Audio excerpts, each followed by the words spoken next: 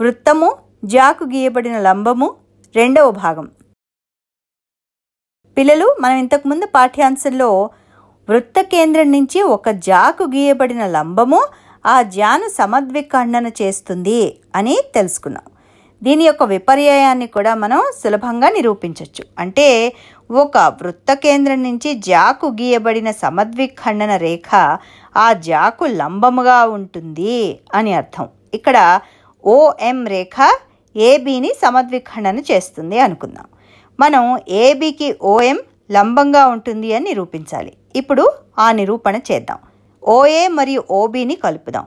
త్రిభుజము AOM మరియు త్రిభుజం BOMలలో OA = OB.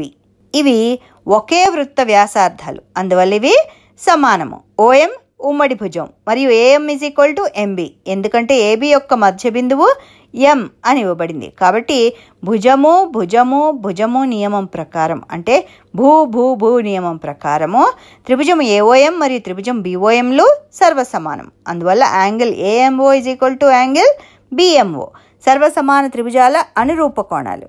కానీ యాంగిల్ AMO + యాంగిల్ BMO = 180 డిగ్రీలు. కాబట్టి ఒక్కొక్క కోణము 180/2 అంటే 90 డిగ్రీలు అవుతుంది. అంటే ఏబీకి OM లంబముగా ఉంది అని అర్థం. కాబట్టి వృత్త కేంద్రం నుంచి ఒక జాకు గీయబడిన సమద్విఖండన రేఖ ఆ జాకు లంబముగా ఉంటుంది అని చెప్పచ్చు. అర్థమైంది కదూ? మరి మరోసారి చూడండి, సాధన చేయండి. తర్వాత పాఠంలో మరిన్ని విషయాలు నేర్చుకుందాం.